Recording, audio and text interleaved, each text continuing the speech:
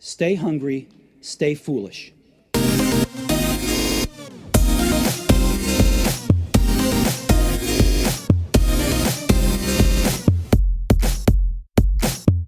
So now on the Innovation Show, it gives me great pleasure to welcome John Warrillow. John is founder of 5 companies and the best-selling author of Built to Sell and The Automatic Customer. John is the founder of the Value Builder System, a cloud-based assessment tool business owners can use to assess the sellability of their company. I thought it was really important to get John on the show, not for companies out there to sell their company, but also to get their company into a state that there's better processes and that they can have a better life as a result. Welcome to the show, John. Thanks, Aidan. It's a pleasure to be here. What I loved about your system and what I loved about your books is it's not just based on theory, it's based on experience. You have sold 5 companies, you've founded 5 companies. So it'd be great to start today with telling us a little bit about yourself. Yeah, so I've been involved in a number of startups. Right now, I run this company called Value Builder, as you mentioned in the intro. Prior to that, I had a quantitative market research business that was acquired in 2008. It's now part of Gartner Group, a large Fortune 500 company based in the United States. So that's me in a nutshell. So we're going to talk about Built to Sell today. You tell the story through a fictional character, which is Alex Stapleton, and a mentor, an old friend that he has, which is Ted Gordon. It'd be great to get a bit of context for our audience. Yeah, so it's I think a story that a lot of entrepreneurs see themselves in, or I hope they do, I should say. You know, Alex is a successful business owner. It's hypothetical business that generates about $1.5 million in revenue. He makes about $150,000 a year in profit. He's got a nice car, he's got a nice life, but it's really stressful because he has a project-based firm where he's always chasing the next project. He starts every month from zero. Cash flow goes in ebbs and flows. And he meets this mentor figure named Ted, who gives him some advice and helps him focus his business on the one thing that he can do better than anybody else. And it's a whole kind of story of how that creates a better lifestyle for Alex. And it's really, it's an amalgam of some of my own personal life experiences, along with some of the sage mentors I've had an opportunity to kind of work with over the years. So it's a hypothetical story inspired by some of my own life. Yeah, that's a bit of the backstory. One of the things you open with, one of the business success factors lies in the specialization of a single service. And so many people are desperate for cash or desperate for revenue at the start that they go taking every type of revenue. But you say focus on one type and get known for that. Yeah, I think that's one of the first steps to creating a better lifestyle in your business is to stop doing as much. You're absolutely right. In the early days, you kind of take any revenue you can get, right? And that results in a business that's basically a mile wide and only an inch deep in terms of number of customers. So you're doing a lot of things. You're offering a lot of services and products to a few customers. And that's the definition of an unsellable business. It's also one that can be incredibly stressful because when you're doing lots of different things, you can't train employees to deliver. So you end up having this very small business that's limited in terms of its size because you just can't hire people because you're doing so many different things. And I think that the killer app, the way you get out of that trap is to focus actually on one thing that meets what we call the trifecta of scale. So it's a product or service that you're offering that is, number one, teachable to employees, number two, valuable to customers, and number three, repeatable, meaning customers have to buy it on a regular cadence. And so my first step in trying to get out of this trap that so many entrepreneurs fall into is to put all of your products and services on a whiteboard and rank them on those 3 factors. How teachable are they? How valuable are they in the eyes of a customer coming from your business? And then how repeatable are they? Meaning what cadence do the customers repurchase on? And really start to focus in on the products and services that score the highest and and really stop offering the things that have the lowest score. And that's one of the first steps to to pulling yourself out of this trap. And one of the things you say, it stops employee churn as well. You start specializing on the type of person that you want, and therefore you start putting better job specs together. You're absolutely right. I mean, there's nothing that frustrates employees more than when you as an entrepreneur go around starting to offer more and more and more services, reinventing your business model with every customer. I think one of the things that makes entrepreneurs really good at what they do is they're constantly innovating, right? Which is what makes us successful. And it's also our Achilles heel. It's what makes us good at starting companies, but not very good at scaling them because we're always going after the next thing. And if you're an employee of a company like that, it can be exhausting, right? Because every time you turn around, the entrepreneur has changed the business model, they've changed the customer set, they've changed the product, and it can be just exhausting. And so that's why you get a lot of employee churn and just employees who just don't know what to do because they're trying to somehow kind of follow your lead. It's impossible. So again, the things that make us successful at starting businesses can also be the very same qualities that make it very difficult for us to scale. A lot of really successful companies you'll find are partnerships where there's, look at the Google guys as an example. If you look at even the story of Uber, they were partners in the beginning, right? They were working together. There were other people at the table that were acting as a bit of a sounding board tonic, an auger against the natural tendencies of most of us as entrepreneurs, which is just to continue to innovate, but not focus. You mentioned the trifecta there. So the teachable, the value to the customer, and then it's the repeatable. The teachable bit, just to hone in on this a little bit, is how teachable it is from you as the entrepreneur, as the creator, as the founder, to your staff. So is it to salespeople, etc.? Yeah, it's teachable to your staff. Exactly right. So can you teach your employees to sell and deliver this product or service? So let's give you an example. So let's say you own a swimming pool installation company. You install swimming pools. You also have a store where you sell the chemicals, the chlorine and so forth. Well, fixing an overheated pump in an engine room of a swimming pool in some guy's backyard is probably a relatively complex service offering that would probably score low on teachability. Going in and measuring the water to see the chlorine levels and the pH levels in the water is a much easier task. So you could probably teach staff to go and take water samples and measure them and then add the chemicals that are needed in the swimming pool. And so for a swimming pool company owner, as an example, your service that is more teachable, valuable, repeatable is likely going to be, a service where every 2 weeks you go to a swimming pool, to a homeowner who has a swimming pool and rebalance their chemicals for them, as opposed to what is a much more difficult task like installing a swimming pool or installing a new pump for a swimming pool, which is an expertise that's much more difficult to train. Gotcha, John. And you mentioned valuable. So how valuable it is to the client. How does one assess that? For example, innovator comes up with a great idea. It's a new market product or a new product in the market. How do they judge the value it has to the customer? It might be easier to think of it in terms of the opposite of commodity. So you can think about the things that score high on value are not commoditized, right? So they're the ones where you have a unique offering in the marketplace. So like Warren Buffett, the famous investor, talks about investing in companies with a deep and wide competitive moat. In other words, they have competitive differentiation. It allows them to be able to price their product or service at a premium, and it creates this sort of virtuous cycle or domino effect. And so what you're really trying to do is figure out what product or service is the one in which you're really truly differentiated. And differentiation comes in two flavors. One is you've got some sort of IP, some sort of technology that really makes your product innovative or different than its competitors. The other option, much more common, is that you don't have the next greatest mousetrap, but you differentiate based on marketing. You try to make the customer perceive that there's some difference in what you're offering. Good example. I mean, if you just think about Coca-Cola, you'd be hard pressed to say that Coca-Cola has developed a unique product that is totally different than all the other colas on the marketplace. What they've done is a really great job of, I think, differentiating the product over 100 years so that it truly makes it look like it's more different. So what you need to do is find something where you're a category of one. You're like the only provider, but you're trying to create your own category so that nobody else can say you're in the same category. One of the secrets there is to define your industry. So one of the mistakes we make is talk about being in a similar industry. So we might say, I'm in the market research industry, or I'm an architect, or I'm a business broker.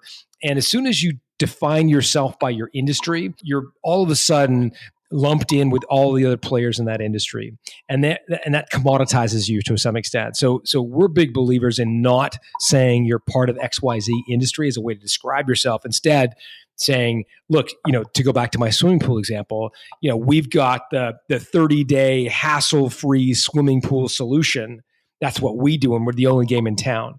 So if you name what you do, brand it as something you own, then you can claim category exclusivity or that you're a category one, which is what we call monopoly control. The last one then is repeatable. So it's repeatable in that it's not just a one-off sell that you come back and the client needs more and more of your work, but also is it that the product becomes templatable so that you can survive beyond you as the founder, as the entrepreneur? No, repeatable refers to the buying cadence of the customer. Something would score very low on repeatability would be, a wedding ring, coffin, anything that you only ever need once, right? So that's going to score very low on repeatability. The best businesses are ones where the customer has to purchase on a regular cadence, right? Like, so classic example is the razor blade business. So Dollar Shave Club is an example. Dollar Shave Club recently sold to Unilever for more than $1 billion, $200 million in revenue, 5 times top line revenue. Why do they get such a high multiple? Well, because they've got a recurring revenue model. So repeatability is less about, it's not about how easy it is for you to replicate the model. It is everything to do with how frequently and how regularly the customer needs the product. I mean, I'll give you a business-to-business example of repeatability. It comes from HP, the guys who sell printers.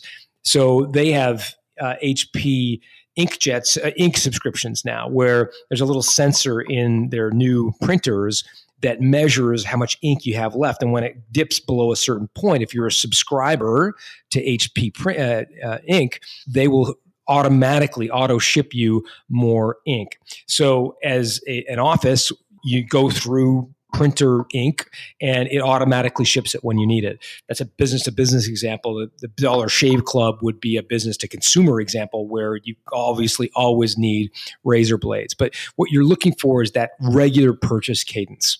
You talk about 6 most common forms of repeatable business. It'd be great to talk about them for a moment. Yeah, sure. So, I mean, what we've seen at Value Builder is that acquirers will value recurring revenue in different ways based on how locked in the customer is. So, at the bottom of that hierarchy, the least valuable form of recurring revenue in the eyes of an acquirer would simply be what we call consumables revenue, right? So, classic example might be toothpaste, right? Like we all brush our teeth in the morning. You run out of toothpaste every 3-4 weeks, and so you need to buy more toothpaste. So you're not locked into buying any one brand, but you do need toothpaste on a regular basis. One up from that would be sunk money consumables, where a customer makes an investment in a platform, right? So to go back to Dollar Shave Club, one of the reasons Gillette was susceptible to competition from Dollar Shave Club is because they kept changing the handle on their razors, right? So every time you go down to Walgreens to buy new razor blades, Gillette had gone and changed the razor handle. And so you had to buy a whole new razor. And it just pissed off so many customers that Dollar Shave Club had an opening that I believe would never have been there had they not kept changing the handle. But anyways, once you make an investment in a platform like HP, the printer example, once you invest in a piece of hardware, it makes you more likely to buy the compatible parts. And so in a sunk money consumables model, you've sunk money into a system, and then that makes you stickier. And then it goes all the way up. The number one most valuable form of recurring revenue in the eyes of an acquirer would be contract revenue, multi-year contract revenue, where a customer has contractually is contractually obligated to buy from your business for a period of multiple years. That all but guarantees the recurring revenue in the future. So anyways, acquirers look at recurring revenue through this lens of this hierarchy of forms. But suffice to say, regardless of the form, the more recurring revenue, the better. You talked then as well about the need to diversify your client base as well. And I thought this was a really important one. It'd be great to tell our audience about that. Sure. So to go back to the way a lot of businesses start, they start based on serving a few customers, and the more they do well in serving customers, new entrepreneurs are all full of piss and vinegar and energy and excitement. It makes them great salespeople, right? So when the other side, when customers see that, they start to become loyal to that entrepreneur, and so over time, they start to sell lots of things to a few customers. And customers, when they see a great supplier with tons of energy, they, for their part, start to ask the business owner to supply more and more products and services. And so after a year or two, the business is a mile wide in terms of products and services and has just a few clients or customers. And if you think about the definition of an unsellable or unvaluable company, it would be someone who's got lots of different products and services that they sell to just a few customers. In part because acquirers, when they look at a business, when they see that your revenue is dependent on just a few clients or customers, they're going to walk. They're going to say this business is way too dependent. It's too susceptible to any one of those customers leaving. And so the more valuable companies do the exact opposite. They winnow down, using teachable, valuable, repeatable, TVR. They winnow down the number of services or products they offer, and they go out and find more people to offer that. They're focused on finding more customers. I'll give you an example. Stephanie Breedlove ran a company called Breedlove and Associates. What they did was payroll for nannies. So payroll services where you pay employees, usually likes of ADP and the large payroll providers, Paychex, for example, will focus on larger clients. So they're looking to land General Motors or SAP or Ford or whatever. And what Breedlove realized, there was this little niche available to help parents who want to pay their nanny legitimately by offering a payroll service. And so it was a sleepy little corner of the market. She built it to about $300,000 in annual sales, her and one employee. And she reached a fork in the road where she had to figure out what to do next. She could do what everybody was telling her to do, which was to cross-sell, right? Like every business pundit on the planet says it's 8 times faster and easier to sell more stuff to your existing customers. And so what she could have done was say, okay, I've got customers who are busy parents that have a child. So what else do busy parents need? Well, they need snow removal services if they live in the Northeast, if they need lawn care in the summertime, et cetera. Or she could do the much harder thing, which takes incredible discipline. She could go find more parents who have kids that need to get, or who have more parents who have a nanny, and focus on the one thing that she did better than anybody else, which is payroll for nannies, and take the much harder road or path and just focus on payroll for nannies and go out and find more people that had nannies to pay. Well, long story short, she chose the latter route, not to cross-sell, but to go find more people to stick with one product or service and just to go find more people to sell it to. She ended up selling her business, and I'm going by memory. It was at the time of the acquisition, Stephanie was doing, I think, about $9 million in revenue, top line revenue. She sold it for $45 million, which is, if you know anything about business valuation, just an astronomical, off the charts, ridiculous, unbelievable multiple, 5 times top line revenue. We're used to, in the valuation game, talking about multiples of EBITDA, multiples of profit. She's getting 5 times top line revenue.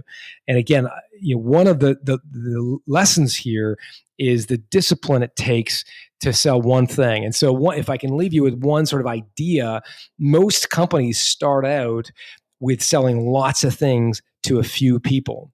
And what the most valuable companies is exactly the opposite. They're selling a few things to lots of people. And there's another thing you talk about, John, which is you talked about getting trapped by one customer, but also the owner or the entrepreneur, you, for example, getting trapped as the only person people want to deal with. Yeah, I mean it's a classic, right? So if the business is too dependent on the owner, then generally it falls into what we call the owner's trap, where there are no more hours in the day that the business can work, and so it'll happen at $800,000 in revenue or $2 million in revenue. But eventually, what happens is the business stalls, and it stalls because it's too dependent on the owner, and they simply can't work any more hours. And so one of the telltale signs you're in the owner's trap is that your revenue has flatlined. It's just plateaued. Despite a great economy, despite low interest rates, you just can't grow top line revenue.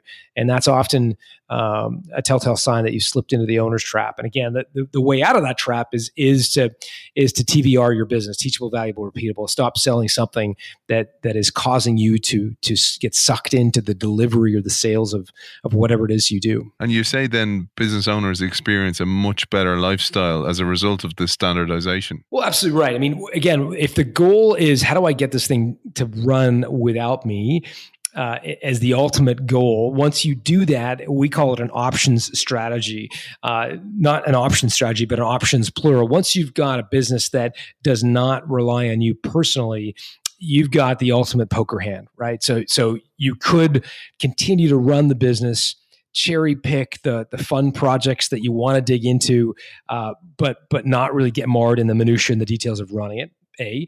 B, you could do a minority recapitalization of the company where you sell a little chunk of the business to a private equity group. You could sell it outright. You could bring in a management team. You could bring in a president and CEO and kick yourself up to the chairman's seat and just handle, so be sort of an investor in the business as opposed to an operator. I mean, you've got all those options available to you.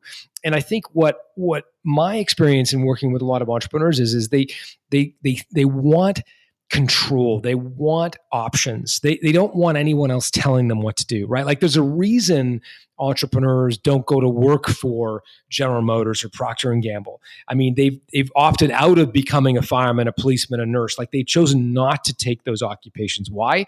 Well, in some cases, it's because they're just wired differently. They don't want anybody to tell them what to do. And so if that's where you're at, and you bristle under people telling you what to do, then entrepreneurship can be a great career choice.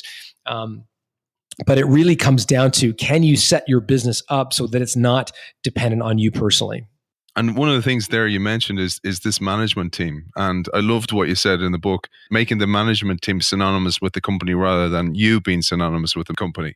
Yeah, I mean, really, it all comes down to the same idea, which is how do you show a buyer that your company would thrive without you? And one of the ways you can do that is through having a management team, right? So you can hand on your heart, look at the acquirer and say, look, when I leave, when you write a big check to get, to buy my business and I choose to leave, you're in good hands because you've got this team of managers here. And again, whether you want to sell your business or not, it helps you because those are that's the team that's going to help you execute. But to go back to something we talked about earlier, it's difficult for a lot of us to do this effectively. Again, because we have shiny ball syndrome, right? Because we're chasing the next shiny object. And professional managers don't like that, right? Professional managers would much prefer to have a strategy, a single product or service, and really execute against that rather than change the business model based on what side of the bed the entrepreneur woke up on. You say about long-term incentives. So I love this because this is something a lot of entrepreneurs don't know. How do I incentivize this team to first come to join me, but then to stay with me for a longer period of time so that I can get to an option to sell the company? Yeah, I mean, a lot of business owners, they want partners to go through the journey with, right? Like entrepreneurship can be a very lonely experience. I mean, there's no one to go to, no boss, no one to turn to for advice or counsel or shoulder to cry on. And as a result, a lot of entrepreneurs, especially new and young entrepreneurs, will by kind of knee-jerk reaction want to share equity with their employees, right? I got to share lots of equity. I got to give everybody options. We're all in this together. Three musketeers. We're kind of going to go forward together. And I think that's a mistake in many businesses, and primarily there's a very small number of businesses that are really structured to have liquidity events in a traditional way. So a very small number of businesses are going to go public or have these fantastic exits. And so as a result, you're giving options to business owner or to your employees that really have little value. Maybe you'll sell one day down the road, but really there's very little value. There's no control. And so, I think just giving options or providing equity to your employees almost as a knee jerk for wanting, friends around the table, I think is a mistake. I think, there's other ways to do that. Certainly, if you've got a technology business and you've got a clear path to exit, sharing equity with key people can be important. But there's other ways. One's a long-term incentive plan where you simply basically take a portion of somebody's bonus or choose to perhaps replicate their bonus in a long-term incentive plan, which basically means that they can't access it for a period of time, usually 3 years. And then when they do draw it down, that long-term incentive plan, they can only do so 1/3 of the total each year. So at any one given time, if they're thinking of leaving your company, they're going to be walking away from a large chunk of deferred compensation. And so that's just a model called long-term incentive plan. You can use deferred compensation plans. There's insurance. There's lots of different ways you can fund it. But what you really want to do is lock in people as much as you can. But I think it's a mistake just to think the only way to lock people in is through options or stock options. There's lots of other ways to do it without sharing equity.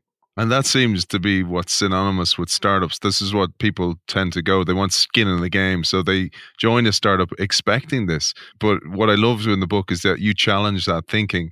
And I hadn't seen that before. So I thought it was a really important thing to share. But I'd love to get back to some of the practicalities. And I think, this is why valuebuildersystem.com is such a great tool. You talk even about basics that a lot of entrepreneurs overlook because, again, the shiny new thing syndrome.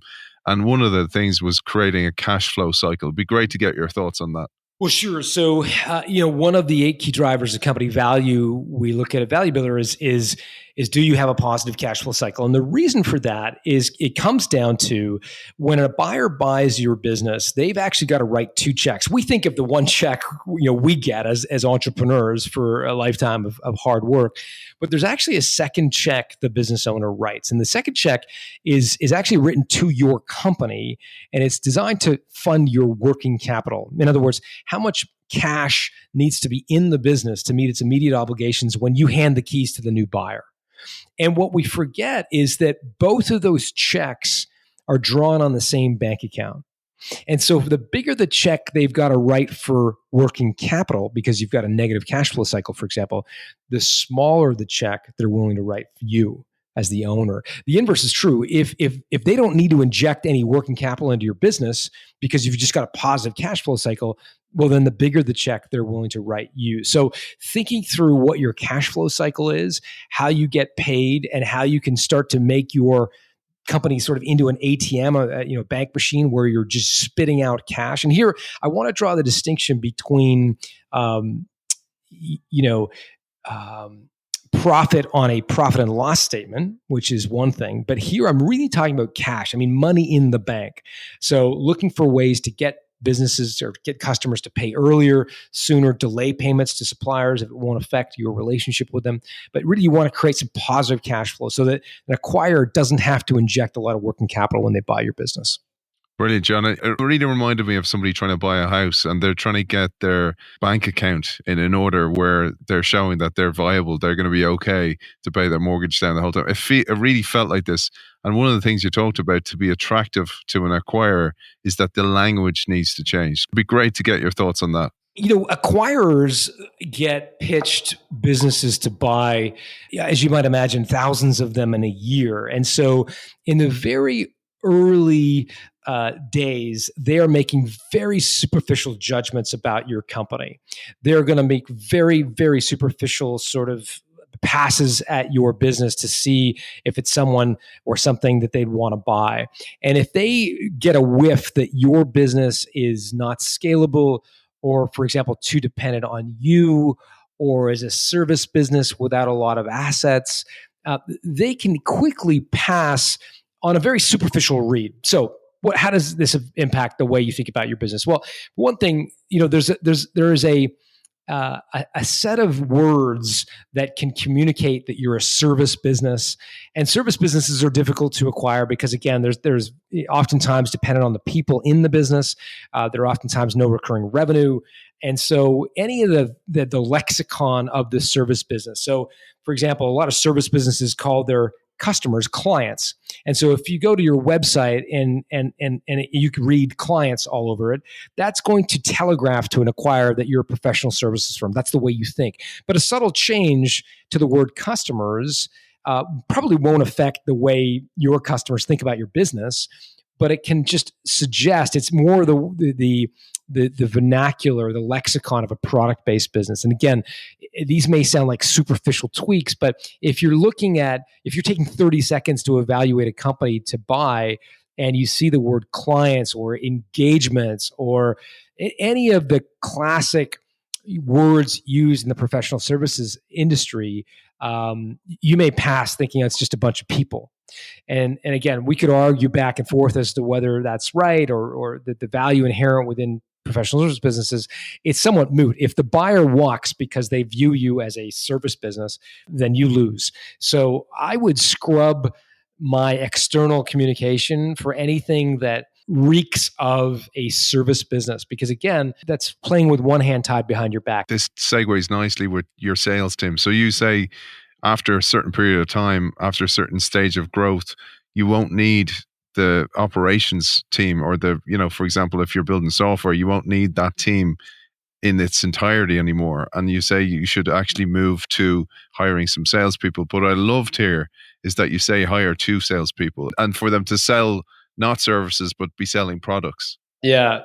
Well, I mean, the classic thing is that business owners go through this evolution, right? So in the beginning, they are the rainmaker most often. They're the one who does all the selling for the company. And then at some point, they're like, I've got to scale this business. I got to get it less dependent on me. I'm going to hire my first salesperson. And if you can afford it, if you can, find the money to hire 2, I think it helps you tremendously because, if you hire one salesperson, it's very likely that they're going to hold you hostage, right? You've got a new business, don't have a proven business model. You can't look them in the eye and say, other people have sold this. And so as a result, when things get tough, the salesperson's going to turn around and say, look, I can't sell this. The product's wrong. The pricing's bad. The service offering, it doesn't work. I can't sell it. They're going to blame everybody but themselves for what went wrong. Whereas if you've got 2, and one is successful, one isn't, automatically you create tension and you can automatically turn to the person who's not being successful and say, look, it must be something you're doing, because if you look at your counterpart, they are being successful and they're using the same product, same service offering, et cetera. So I'm a big fan is waiting and hiring 2 salespeople at a minimum. Obviously, it's best to have a sales team of as many people as you can afford. But if you go from just 1, you may find that it's actually detrimental. You may get sort of held hostage by them, and it may actually be harder to scale up. So I would wait until you can hire 2. This is a kind of an off the beaten track question, but what kind of attributes have you seen that make great salespeople? Well, competitive drive is one, and empathy is another. So there was a great Harvard Business Review story. It goes back years now, even decades. But what it did was it looked at the most successful salespeople, and they have 2 almost competing attributes. They have high ego drive, meaning will to win, competitive drive, need to succeed. Number 2, high empathy. And those 2 things are very rarely found in the same person. And when you find them in the same person, you need to hire that person because they are very rare but very valuable. For example, there are lots of people out there that are high ego drive, but you can see them coming a mile away, and customers avoid them because they know they're going to get sold something, right? So when you get a sense that a salesperson is just out for themselves to make quota, that's going to be a problem. They're not going to be effective. Likewise, we all know people are high empathy, right? They can listen to your story all day long. They can ask great questions, and they can say, "Oh, isn't that terrible? And they'll spend hours talking to you, but they don't have the ego drive to actually push down their empathy need or empathy offer and actually close a sale. And so they'll have great conversations with clients, but the client will never buy, or the customer will never buy. And so what you need is someone with enough ego drive to overcome the empathy when the empathy starts overwhelming the conversation. So it's a rare combination, but I found that when you find people with both, they can be quite valuable. Brilliant advice, John. And one of the things coming back to this is when you do specialize in a revenue stream, or like you said, with the nanny payment system, and maybe you did have a number of services beforehand or a number of products beforehand, that you will see a dry up in your revenue. And how do you manage that? Because I'm sure so many entrepreneurs and CEOs are going to be cash strapped. And when they see that drying up, they start to panic. And it makes sense, right? In the early days, you don't have a lot of cash. You're basically taking whatever revenue you can get, and it's the worst trap to fall into. So, a couple of things you can do. Number one, try charging up front. In our business, my last company, we were a research company. We used to be in a client service model where there were project-based revenue, where we do a project, we'd send an invoice at the end. It's a typical service company. And we made a switch to being a subscription-based company where we would supply research on a syndicated basis. And we charged about $40,000 for a subscription to this very specialized set of research. Now, what we did was charged up front. So on our profit and loss statement, you would see 12 installations, if you want, one monthly installation for each of $40,000 over a year. So we take $40,000 that we sold the subscription for and divide it by 12. So each month we took in about $3,500, $3,800 of revenue. Yet we charged up front, so we got all $40,000 of cash up front. So if you're in that situation where you're worried that if you make the switch, you specialize, you're not going to have enough cash flow to sort of get across, as Jeffrey Moore talks about, the chasm. If you can actually get across to being fully a TVR business, then look at charging up front.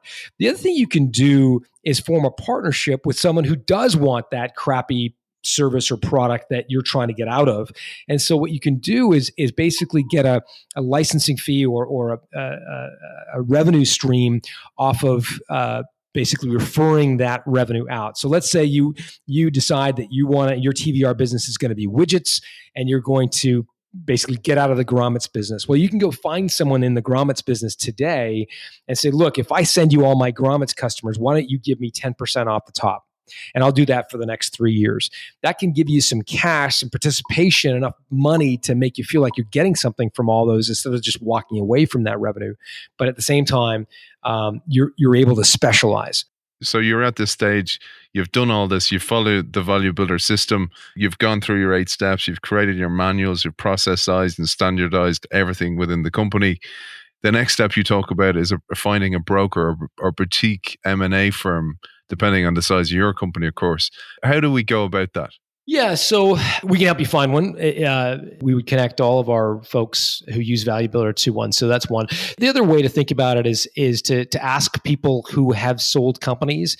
So approach business owners that are hopefully in a similar industry or a similar size and ask yourself who they use to sell.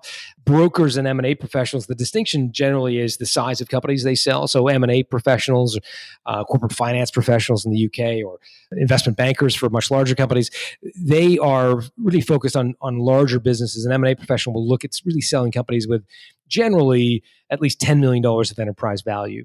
Businesses that are smaller than that in terms of enterprise value will often be served best by a business broker, or what they call a quality Main Street business broker, which would be kind of somewhere between an M&A professional and business broker. But really, you need some representation.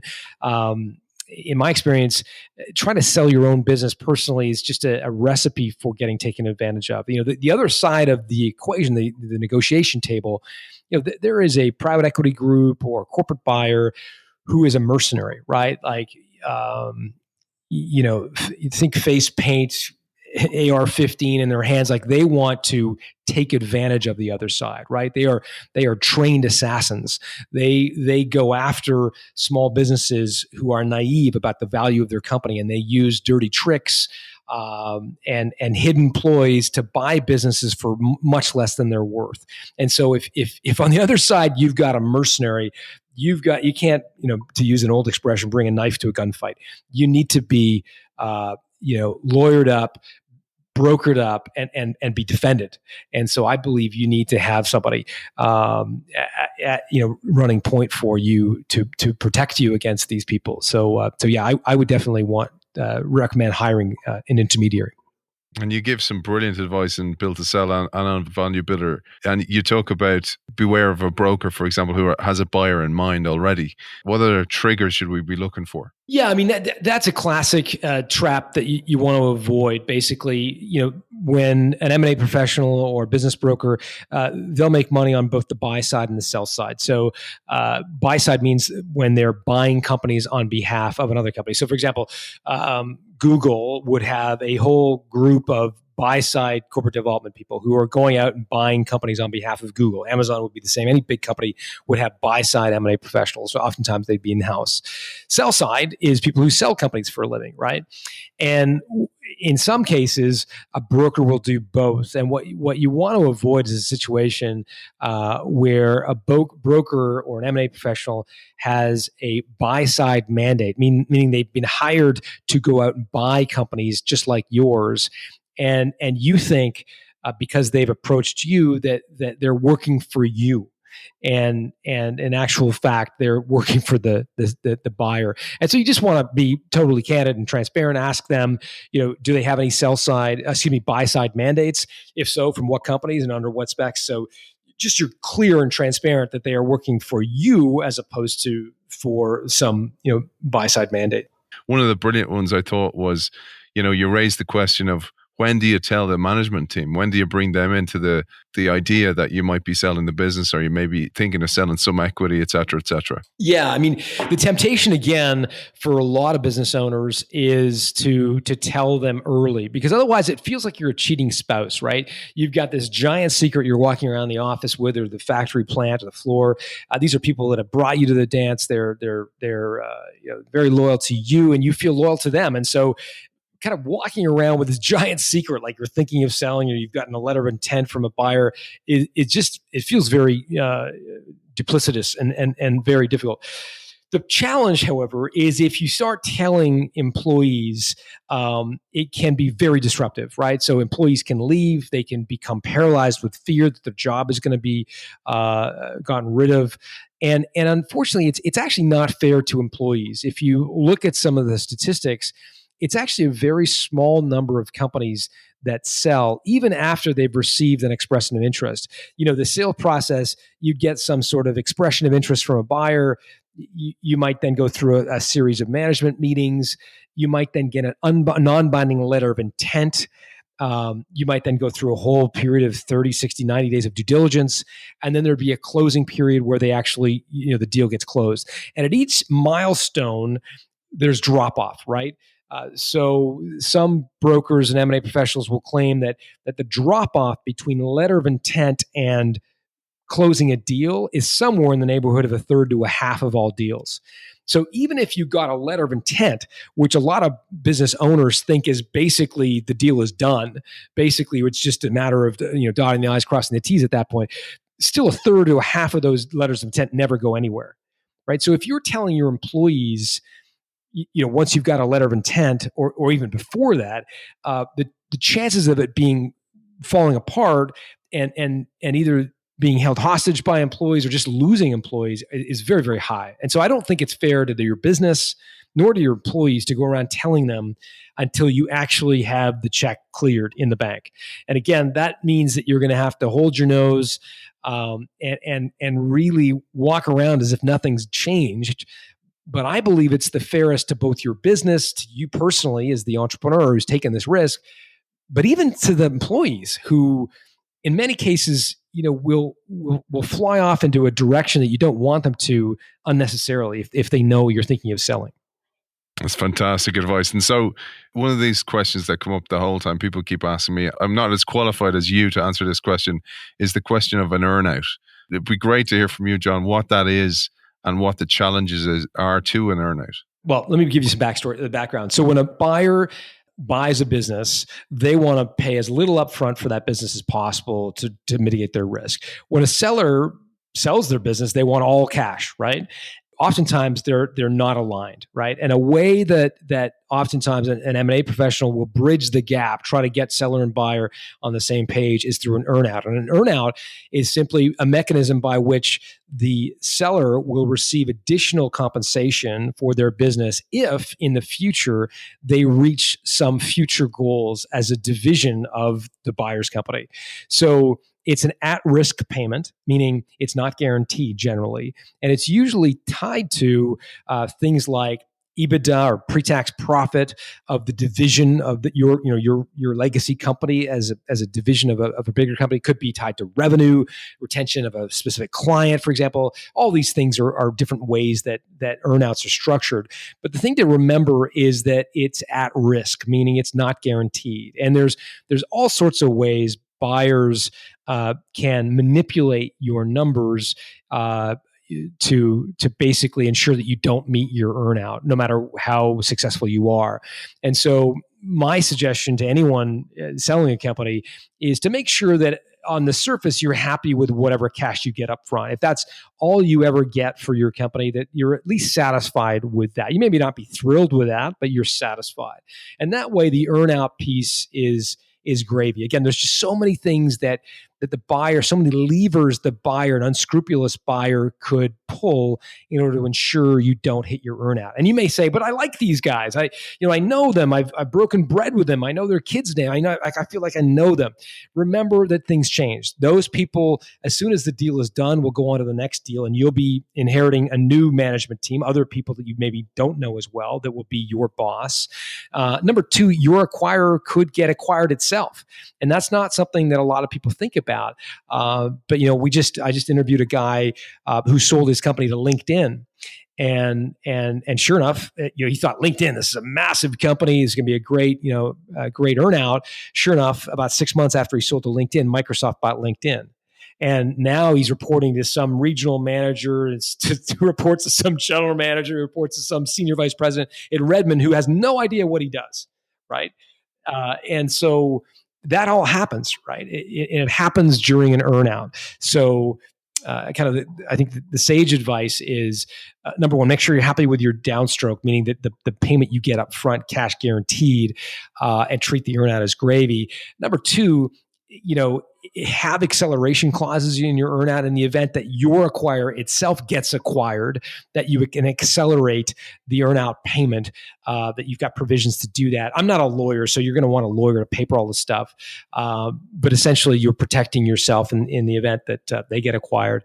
And the other kind of sage advice, I think, is to try to tie the earnout to top line revenue. Generally speaking, top line revenue is something you can control better than profit. Profit is something the buyer, they're gonna put their accounting team on the business. They're gonna basically graft their expense model onto your business, and it just may be difficult for you to control your EBITDA, your profit. But you can generally control, to some extent, your sales, or more easily control your sales. So if you could tie your earnout to revenue as opposed to profit, that's probably another good best practice. Brilliant, John. John Warrillow, author of Built to Sell, the Built to Sell podcast, the Automatic Customer, and founder of the Value Builder System. Thanks for joining us. Aidan, thanks very much.